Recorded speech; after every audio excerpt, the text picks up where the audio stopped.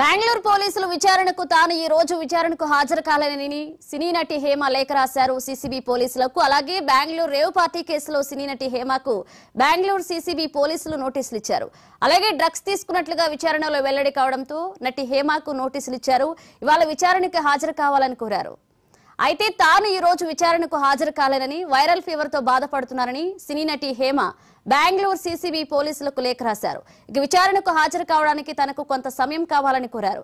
ఆరోగ్యం కుదుటపడిన తర్వాత విచారణకు హాజరవుతారని ఆమె రాసిన లేఖలో ప్రస్తావించారు. అలాగే దీంతో బెంగళూరు పోలీసులు మరొకసారి నోటీసులు ఇచ్చేందుకు కూడా సిద్ధమైనట్లుగా తెలుస్తోంది.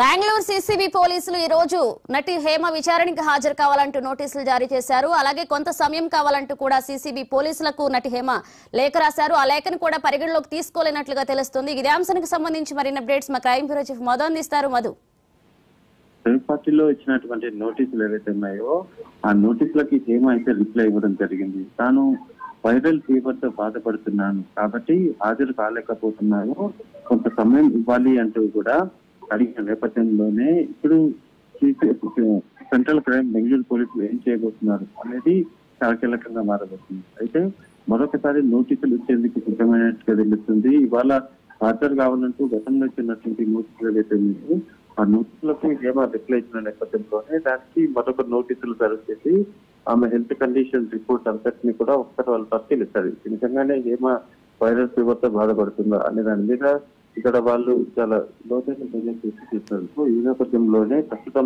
హేమ ఇచ్చినటువంటి ఇన్ఫర్మేషన్ ఏదైతే ఉందో ఆ ఇన్ఫర్మేషన్ ఆధారంగా కూడా ప్రస్తుతం రిప్లైకి మరొక నోటీసులు ఇచ్చి ఆమెను పిలిపించే అవకాశం ఉంది. రైట్ నౌ చూసుకుంటే మాత్రం హేమకు పార్టీ అనంతరం వైరల్ ఫీవర్ వచ్చింది. వైరల్ ఫీవర్ తో హేమ బాధపడుతున్నట్టుగా అయితే మనం చెప్పచ్చు. ఎందుకంటే ఆమె ఇచ్చినటువంటి నోటీసుల్లో ఆమె ఇచ్చినటువంటి రిప్లైలోనే తను వైరల్ ఫీవర్ తో బాధపడుతున్నానని చెప్పినప్పటికీ మరి ఆ వైరల్ ఫీవర్ నిజంగానే వచ్చిందా లేదా అనే అనుమానం కూడా లేకపోతే, ఎందుకంటే పార్టీ వరకు కూడా పార్టీ అయిపోయిన తర్వాత కూడా ఆమె ఒక వీడియోని రిలీజ్ చేస్తారు. ఆ వీడియోలో కూడా చాలా బాగానే ఉన్నారు. కానీ వెంటనే ఆమె ఇప్పుడు తనకు వైరల్ ఫీవర్ అని రిప్లై ఇవ్వడంతో నెక్స్ట్ పోలీసులు కూడా విచారిస్తారు. విచారించి ఆమె నిజంగానే వైరల్ ఫీవర్ తో ఉన్నారా లేదా దానిపైన లీగల్ గా ఒపీనియన్ తీసుకుని అవసరం అనుకుంటే ఒకవేళ వైరల్ ఫీవర్ లేకుంటే మాత్రం డైరెక్ట్ గా వెళ్ళి విచారించే అవకాశం ఉంది, లేదా అరెస్ట్ చేసే అవకాశం ఉంది. కానీ ఇప్పుడున్న సిచ్యువేషన్ ప్రకారం మరొకసారి నోటీస్ ఇవ్వాలనుకుంటారు. వాళ్ళ 3 సార్లు నోటీస్ ఇచ్చిన తర్వాత మాత్రం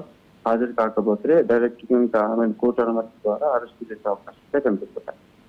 థ్యాంక్ యూ మధు.